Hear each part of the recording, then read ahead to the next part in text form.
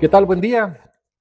Mucho gusto. Les saludamos de parte de Ajíes en nuestro podcast Ajíes Conecta. El día de hoy tenemos el gusto de tener como invitado al doctor Juan Pablo Ligorría, quien nos va a estar explicando muchas de las cuestiones más interesantes, tal vez que tiene que ver con nuestra profesión, que tiene que ver exactamente con ¿por qué es que tiembla en Guatemala? Así es como se van a llamar este par de episodios.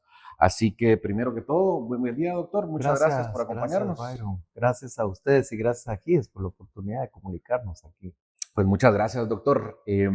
Vamos a hablar un poco de geología. De eso es de lo que vamos a hablar un poco. El doctor nos va a ilustrar con cómo es que realmente la corteza guatemalteca se transforma a sí misma, que es una de las partes más hermosas, tal vez incluso que es lo que genera nuestros paisajes, ¿verdad, doctor?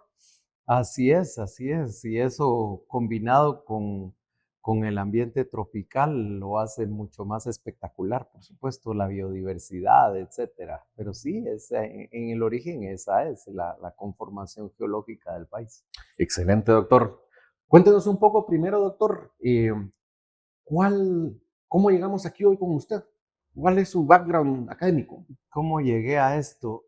Eh, de chiquito, de niño, a los 11 años, me tocó vivir el terremoto de 1976, que esas son esas cicatrices de vida que aunque uno no percibe el arraigo que tienen en la vida de uno, lo tienen, de hecho, ¿verdad? Yo cuando empecé mi carrera académica universitaria, eh, fui becado por el gobierno de Guatemala para estudiar ingeniería geofísica. Mi diploma original es como ingeniero geofísico en el Instituto Politécnico Nacional de México. Esa es una escuela que está auspiciada por la industria petrolera mexicana. Los estudiantes usualmente para hacer sus prácticas profesionales, acá en Guatemala es el ejercicio profesional supervisado, van al Instituto Mexicano del Petróleo. Su servidor, tal vez por esa cicatriz y por haber vivido en los volcanes, pues digamos de joven, íbamos a excursiones a los volcanes, etcétera. Busqué la oportunidad y mis prácticas profesionales las hice en el Instituto de Geofísica de la UNAM, la otra universidad pública en México. Eh, Ahí mis prácticas fueron en vulcanología, pero recientemente, para aquel entonces, estoy hablando de 1987 aproximadamente, apenas 2 años después de un terremoto que hace mucha relevancia en la ingeniería sismorresistente y en términos generales en el entendimiento de la respuesta sísmica, que es en el 19 de septiembre de 1985 en México. Ese sismo también trajo al Instituto de Geofísica una serie de profesionales y México, con la apertura que tiene en términos diplomáticos y académicos, pues habían profesores de academias de España, de Francia, de Rusia, de Estados Unidos, por supuesto, de Japón. Y la verdad es que cuando yo terminé esas prácticas en vulcanología, me acogió un profesor, el doctor Lautaro Ponce, que en paz descanse, de origen chileno, que básicamente se dio cuenta tal vez de mi inquietud académica y, y como buen zorro viejo académico, me enseñó una parte de la sismología que era necesaria, que es aplicada, y aún siendo él sismólogo, pues me atrajo a la sismología. Eh, Hay varias partes de mi vida académica que se fueron más bien a la estructura del interior de la Tierra por medio de métodos sísmicos, y otra parte se fue al entendimiento de los sismos, lo que llamamos sismotectónica. Esa es una parte, la parte netamente académica. Cuando regresé a Guatemala, decimos, nadie es profeta en su tierra, pero también en el país de los ciegos el tuerto es rey, ¿verdad? Y Ujú. había relativamente pocas personas dedicadas a sismología como tal, hice amistad muy fácilmente con la gente que estaba en sismología en el INSIBUME, pero profesionalmente trabajé un corto tiempo en el Ministerio de Energía y Minas, como 6 meses más o menos, y luego me incorporé como profesional en el INDE, que en aquel entonces era un mundo de ingeniería civil en el desarrollo de las hidroeléctricas y de los recursos geotérmicos del país. Entonces, la aplicación de la sismología a la ingeniería civil, que ahora la tenemos mucho más tipificada en la ingeniería sismoresistente, en la geotecnia, fueron algo que hizo ese encuentro profesional. Después de eso, como unos 4 años después, obtuve otra beca para estudiar en Noruega, mi maestría, la En maestría. Noruega. Sí, en la Universidad de Bergen, en Noruega, donde estudié una maestría. El título es en Física del Interior de la Tierra y así se llama el instituto. Pero realmente era sismología y fue más enfocado a amenaza sísmica. Mi tesis de maestría tiene 4 papers, 3 de los cuales van enfocados al término amenaza. Uno de ellos sigo en el tema desde México de estructura de la corteza y de estructura de la litosfera en términos generales. Cuando ¿Qué yo es la litosfera, doctor? Así muy brevemente. sí, voy a abordar eso después, pero Hable, la hable. litosfera, litos es roca y esfera es la cáscara superior que es roca de la Tierra. No solo es la corteza, sino la parte superior del manto terrestre. Ok, Sí, y de hecho los sismos ocurren en la litosfera más que en la corteza, ¿verdad? ok. Pero la corteza es un término mucho más Generalizado, conocido. accesible y didáctico, entonces utilizamos corteza. Ok. Cuando iba terminando la maestría, ya la decisión estaba casi tomada de que yo quería seguir a estudiar el doctorado Ujú. y, pues hice lo que hace cualquier estudiante y contacté a varias universidades. Más bien busca uno, más que las universidades, a los profesores que están en los temas que a uno le interesan, y de esa cuenta fui a estudiar a St. Louis University, inicialmente con un profesor muy reconocido en aquel entonces, Bob Herman, que había desarrollado una serie de software para sismología, una serie de programas abiertos y de disponibilidad, y entonces a uno le atrae el profesor. Pero fue relativamente rápido en St. Louis cuando llegué, que hice tal vez el término coloquial es hice pulgas con otro profesor. El mismo Bob me facilitó la relación con, Ujú. con Chuck Amon.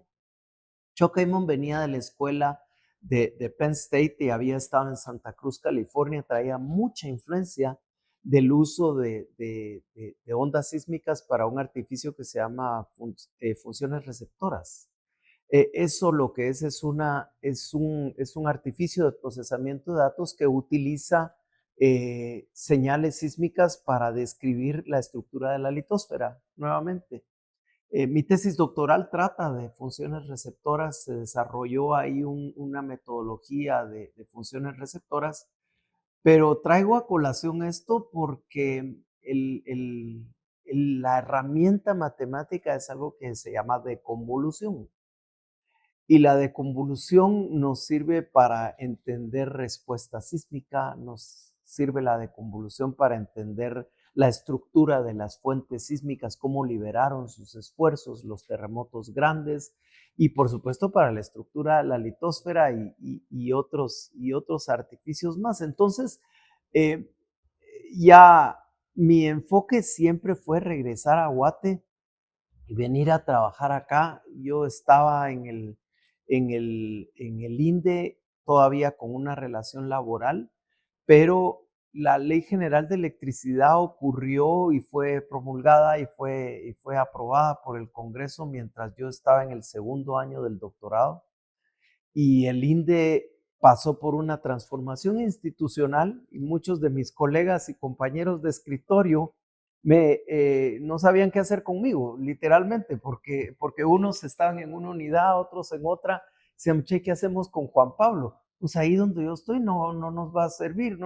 Y uno de nuestros colegas, Marco Caletti, me dijo, bueno, yo sí puedo, pues éramos colegas, ¿verdad? Entonces no era necesariamente para un doctor en geofísica con especialidad en sismología, pero ahí me empeñé, me acerqué bastante a la unidad de desarrollo geotérmico y trabajé en geotermia, pero siendo sismólogo, la cabra tira para el monte, ¿verdad? Y mi relación con Conred, con Insibume, estaba cada vez más activa y de alguna manera, pues, luego de una aventura en el sector privado, más como gerente que como profesional en geofísica, me incorporé a Conred como el primer gerente de gestión de riesgo en Conred. En aquel entonces era una gerencia muy incipiente, yo fui parte de la conformación de eso, hoy es la dirección de mitigación, eh, y pasé luego, con el paso de los años, a ser subsecretario ejecutivo en Conred. Esa la relación siempre se mantuvo con los colegas en Centroamérica. Compraba a alguien en Costa Rica o en El Salvador un acelerógrafo y casi que no habían videoconferencias, pero casi que cuando nos juntábamos veíamos el acelerógrafo como que fuera un altar. No es como ahora, ¿verdad? Pero realmente eran tiempos en los que íbamos descubriendo, entendiendo nuestra tectónica en Centroamérica, y las relaciones se fueron extendiendo. Yo como geofísico en el mundo de desastres, obviamente estaba muy afín a la parte de amenaza, pero la gestión del riesgo era esa conceptualización que acercaba a la reducción de desastres más a un término preventivo. Y entonces mi relación con los gremios de ingeniería se acercó mucho más en una parte de mi vida. De esa cuenta conformé al salir de Conred, porque fue un cambio político, mi nombramiento era político, yo no tenía ninguna relación política, entonces yo me establecí en una empresa que gracias a Dios ha sido muy gratificada y muy bien recibida por los gremios profesionales, donde prestamos servicios profesionales de ciencias de la tierra aplicados, porque en la oficina hacemos agua subterránea, hacemos geotecnia, proveemos soluciones para la ingeniería estructural y cuando es la oportunidad para la exploración de medios extractivos, digamos Minería. minería, sí, básicamente minería, agua también para explotación, ¿verdad? Eh, pero otra parte de mi vida, y eso es lo que me ha traído también a esto, es que entendiendo gestión de riesgo, yo me di cuenta muy fácilmente que los temas como ordenamiento territorial, como diseño de obras, o la incidencia pública que tenía la reducción de riesgos era de interés del ámbito público. Y como esto no se trata de esa otra parte de mi vida, mi socio la llama mi lado oscuro, pero básicamente los últimos 25 años he trabajado simultáneamente como asesor en estrategia y asuntos públicos. Todo Muy bien. empezó en gestión de riesgo, pero luego se desarrolló a esos otros temas. Así Excelente, que es doctor. una larga historia. No, pero excelente y muchas gracias por Sí, compartirnos, sí, sí. ¿verdad? Toda su experiencia. Definitivamente es interesante hablar, voy a decirlo así, con un científico, digamos, no todos los días uno habla de esta forma. Entonces, para nosotros como ingenieros, esta parte, ¿verdad? La parte científica es bien importante y a veces tal vez no lo tenemos del todo claro cuánto de lo que realmente es aplicado en ingeniería tiene esas bases físicas, matemáticas. Entonces es bien interesante, definitivamente, Idealmente ¿verdad? quisiéramos que todo tuviese esas bases y que esas bases fuesen respetadas. Desafortunadamente en nuestro medio la ciencia no es gratificada. Yo hubiera sido feliz en dedicarme solo a investigación, pero había que salir a hacer las cosas aplicadas y no me arrepiento para nada, sino al contrario, he encontrado la ciencia nace de las preguntas y se va hacia las preguntas, no hacia las respuestas. y florece y crece en base a preguntas. Y créanme, en geotecnia y en ingeniería estructural, que es lo que nos trae acá, he encontrado muchísimas preguntas y abordarlas y resolverlas ha sido muy gratificante. Excelente. No, de hecho, así es como yo lo conozco a usted, digamos, y entonces un poco, esto lo vamos a tratar seguramente con usted, no en este momento, sino en algún capítulo posterior, pero sí quisiera hacer una breve introducción. Doctor, ¿qué es lo que hace con respecto a amenaza sísmica geociencia aplicada? Eh, la, Voy a regresar un pasito para Ujú. responder. El riesgo es la probabilidad de pérdida, ¿sí? Por ende, la gestión de riesgo entiende cómo se origina el riesgo, cómo se forma el riesgo, y el desastre usualmente es la materialización de los riesgos. Entonces, y el riesgo se conforma de dos y medio, digo yo, componentes. Uno de ellos es la parte de amenaza. La amenaza es esa ocurrencia, ese evento que tiene la potencialidad de generar daño, ¿sí? Eh, pero no tenemos una forma de detener la amenaza. Que yo sepa, no tenemos un ventilador muy grande que pueda Soplar un desviar un huracán. huracán, ¿verdad? O una tormenta, por pequeña que sea. Ni tenemos, por muy poderoso que sea el principio de esfuerzo y reacción, no tenemos una palanca tan grande que haga el momento suficiente para detener un sismo, ¿sí? Entonces, tenemos que aceptar la amenaza, tenemos la obligación de conocerla. Ujú. La otra parte del riesgo es la parte en la que somos propensos a que la amenaza nos pueda afectar, ¿sí? Y esa es la vulnerabilidad. Y el medio que dije, el 2,5, es que es la exposición, si estamos expuestos a la amenaza o no. Porque un sismo de subducción, por supuesto que nos preocupa mucho a la construcción y a las obras de infraestructura que están sobre la costa sur. Pero ese sismo de subducción tal vez no le importa mucho a Petén, a Flores Petén, ¿verdad? Es una incidencia mucho menor. Entonces la exposición es importante, pero la vulnerabilidad es donde realmente los seres humanos tenemos la sartén por el mango, porque si vengo yo y sé que estoy expuesto a una amenaza, me gustaría saber el nivel de la amenaza y entender la amenaza. Pero para eso es que yo diseño la obra que sea vulnerable. Eso es el trabajo de la mitigación de los riesgos, Ujú. ¿sí? Entonces, los ingenieros estructurales, los ingenieros geotécnicos o diseñadores de cimentaciones diseñan sabiendo que hay una amenaza, ¿sí? Una capacidad de soporte, que va a estar expuesto a una carga dinámica, etcétera. Entonces, geociencia aplicada se enfoca casi exclusivamente a amenazas, a entender el fenómeno en sí mismo que está amenazando un talud, cómo este puede ser estimulado sísmicamente, cómo el terreno puede generar esa vibración que proviene de un estímulo dinámico que es el sismo, y caracterizarlo de tal manera que pueda ser aplicable. Y esto no ha sido fácil. Al principio yo he visto algunos de mis reportes originales de geociencia aplicada y digo, híjole, tenían razón los inges de que no me entendían, sino esto no se entiende. Pero esa es la interacción profesional, ¿verdad? Y Claro. la verdad es que yo creo que amén de algunos casos que no vienen aquí a traerlos a colación, pero ha sido muy estimulante, ha sido un término, una situación de diálogo y de intercambio profesional bastante gratificante a lo largo de los años. Ya son un Excelente. montón de años. Nada, excelente, Sí, sí, doctor. sí. También, por favor, ahí para todos nuestros audio oyentes, ¿cómo les decimos? No sé. Sí. Para todas las personas que nos ven, acá abajo en el video pueden encontrar los contactos de Geociencia Aplicada, ¿verdad? Por favor, para que puedan de alguna manera contactarse en el momento en el que necesitan hacer estudios de amenaza de sitio, amenaza sísmica, ¿verdad?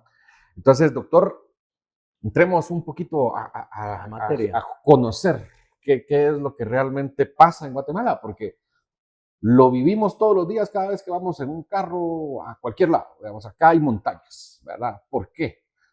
Hay ríos, ¿por qué? Hay lagos, ¿por qué? Digamos, entonces, todo eso tiene que ver con nuestro suelo o con nuestra litosfera, digamos. Finalmente, a lo que nos lleva es a que en Guatemala tiembla. Y así que este es el nombre de nuestro capítulo, ¿verdad? ¿Qué causa los sismos en Guatemala? Cuéntenos un poco, Tal vez habría que empezar a entender qué es una falla, ¿ok? y qué no es una falla. Sí, la falla, como su nombre lo indica, es algo que falló, que no llegó a su integridad y tuvo que cambiar su naturaleza o su continuidad, ¿sí?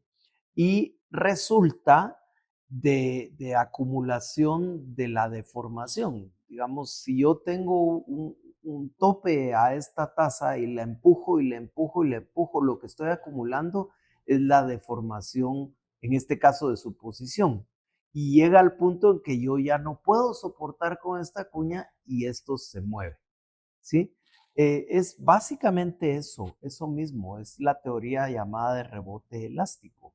Y lo que sucede es que nuestra, nuestra corteza, y voy a elaborar un poco más para caer al concepto de litosfera, no es estática, es dinámica, se está moviendo. No es, el interior de la Tierra es todo menos homogéneo. Eh, hay una hay una secuencia termodinámica que hace funcionar a nuestro planeta, valga la redundancia, dinámicamente. Mi profesor al que yo mencioné hace un momento, Chuck Amon, decía que el planeta se mueve por dos fuerzas, gravedad y temperatura. Y gravedad y temperatura es lo que hacen los huracanes, es lo que hacen las celdas convectivas que mueven a las placas tectónicas. Y si uno es un poquito cuidadoso en ver las relaciones constitutivas de nuestro planeta, va a caer a temperatura y gravedad. Es curioso, ¿verdad? Como algo tan simplista nos encargamos de elaborarlo tanto. Pero bueno, el tema es que nuestra parte superior, la cáscara del planeta, son una serie de segmentos de litosfera, que es la parte cortical, que tiene alrededor de 41 kilómetros de espesor, dependiendo del lugar. Hay lugares más espesos que otros y hay lugares menos que otros, más delgados. Esa parte superior cortical sobreyace la parte superior del manto que está rígida. La integración de la corteza y la parte superior del manto es la litosfera. Y la diferenciación entre corteza y manto es una diferenciación geoquímica. La conformación química del manto es distinta a la de la corteza. Básicamente, la corteza es una derivación de residuos de la dinámica interior de la Tierra, ¿sí?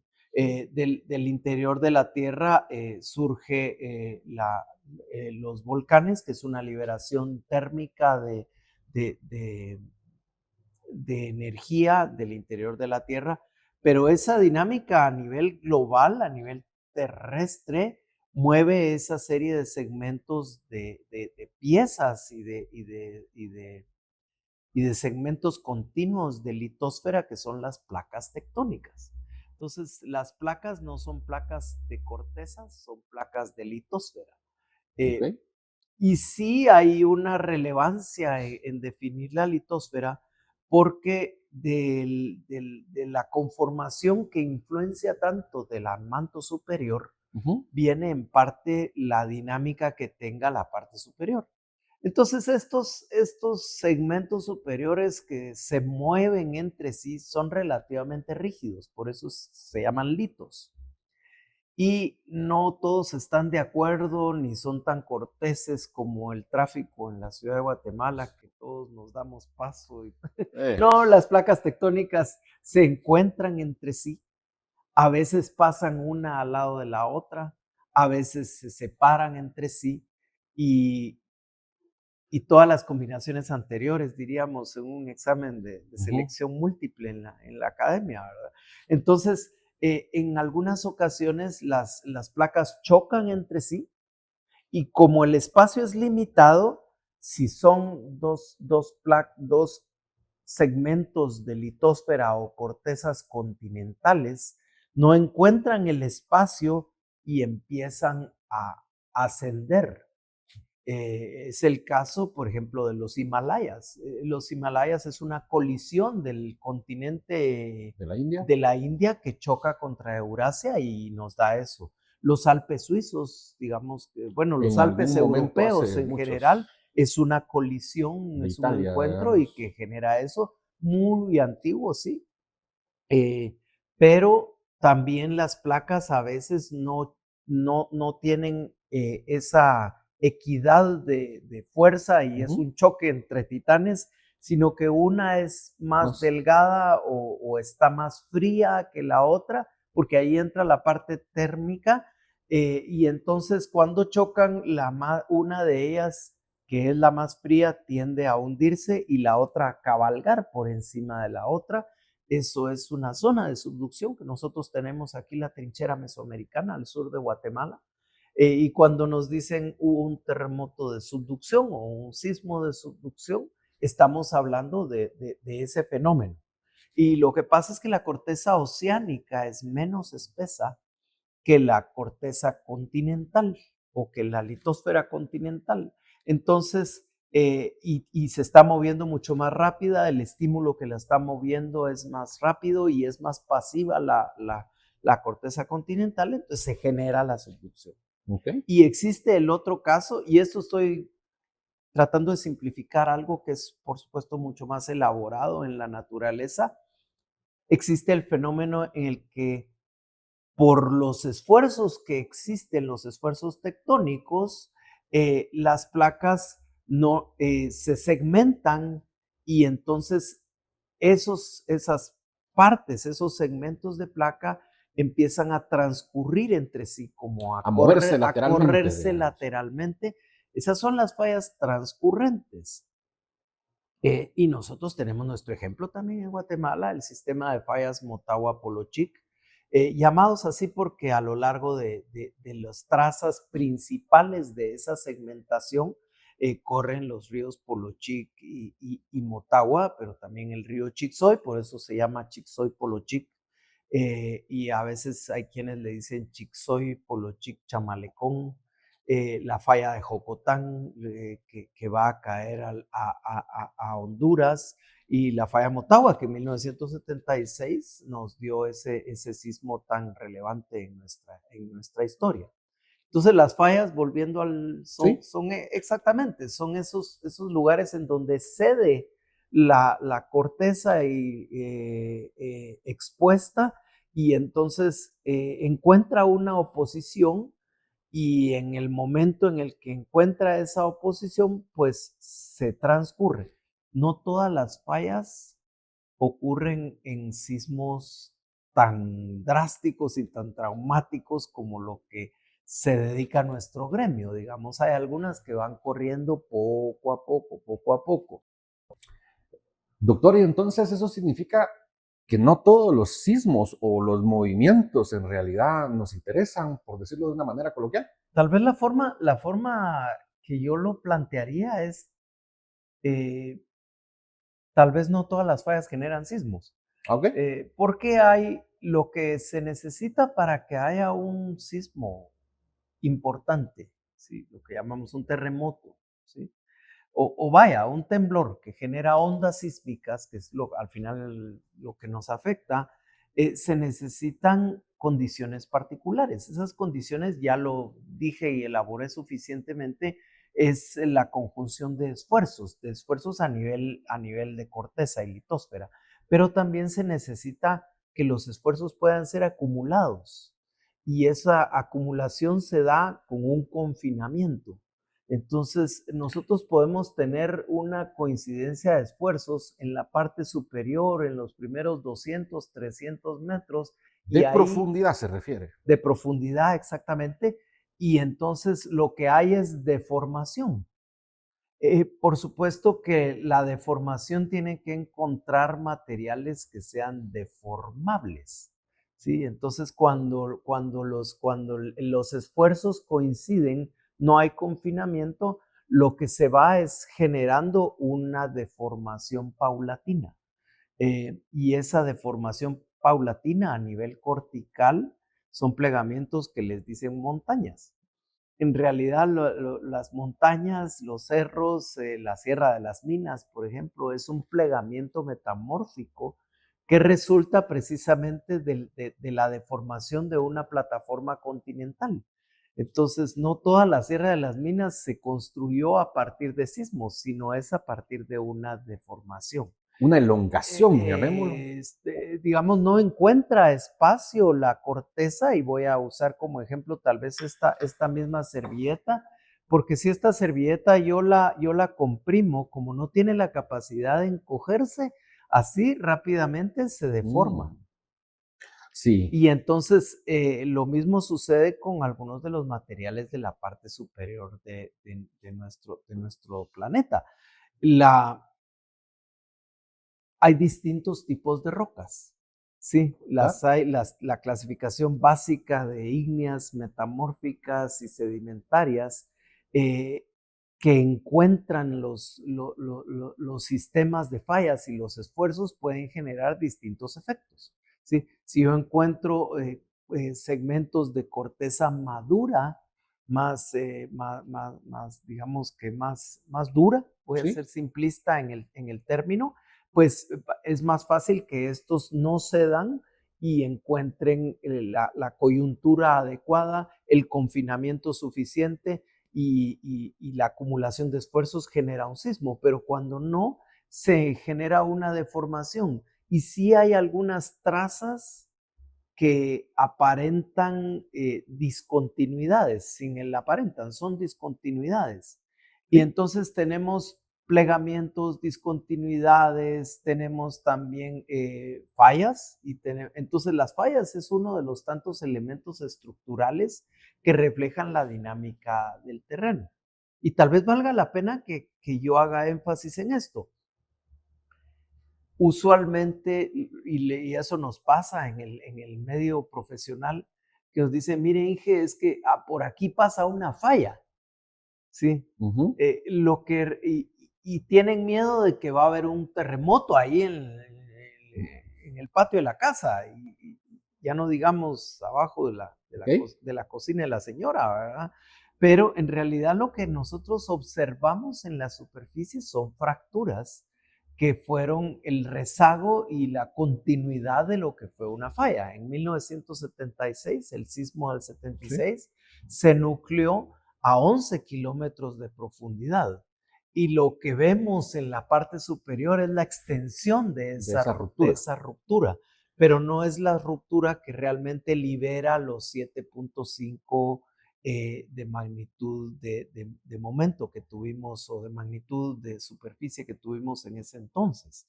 Entonces, las fracturas son reflejo de que hay una dinámica, sí, pero no, eso no significa que el sismo va a ocurrir ahí encima, ¿verdad? No tiene la capacidad, la corteza de contener.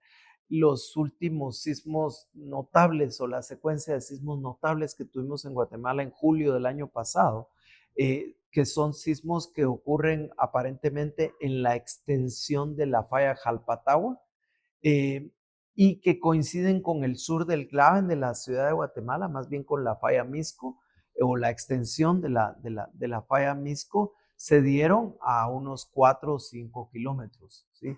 Hay localizaciones de sismos a 2 o 3, pero eso yo más bien le doy a la segunda ley de Newton la responsabilidad, porque a cada acción hay una reacción Ujú. de la misma magnitud y dirección contraria. Es una reacción que se está resquebrajando en respuesta al esfuerzo que se les sometió Esa parte es a la interesante, corteza, digamos, sí. porque entendiendo lo que nos ha mencionado, digamos, básicamente, para quienes pueden ver el mapa que se encuentra en pantalla, realmente Guatemala tiene algunas zonas relativamente bien definidas, ¿verdad? Sí, Está al norte del Motagua, está lo que está entre Motagua y la parte de Jalpatagua, que podríamos decir que es una zona de distensión, no sé si esa es la palabra correcta, donde la placa Caribe se está corriendo en ujú. dirección este, ¿verdad? Y aparte de eso tenemos toda la zona de subducción sobre la que en realidad está cabalgando, como usted mencionó, la mayor parte central de Motagua para abajo. Pero como la madre naturaleza tiene buen humor, nos caen encima todos los volcanes Claro, en esa zona de transición. Y qué bueno que usaste la palabra relativamente sencilla o simple, porque es todo menos simple cuando uno lo ve con lupa y cuando alguien quiere invertir en un lugar, cuando alguien quiere hacer un puente para acercar a alguna población, es importante que entienda los detalles. La expresión coloquial es, el diablo está en los detalles, ¿verdad? Pero sí, podemos, yo creo que vale la pena que demos un paseo por Guatemala entendiendo cada una de esas fuentes sísmicas. sin duda. Pues eso es lo que vamos a hacer, doctor, en el próximo capítulo que vamos a tener. Le queremos preguntar ya de forma específica, ¿cuáles son nuestras fuentes sísmicas principales, enfocándonos en las más grandes? Que nos explique un poco cuál es la dinámica de esas fallas y, sobre todo, tal vez ahí sí, entrar un poquito al riesgo. ¿Dónde es que estamos expuestos, doctor? Así que muchas Eh, gracias por este capítulo. Le agradecemos mucho su presencia y nos y vemos en el gracias a siguiente capítulo. ustedes. Gracias.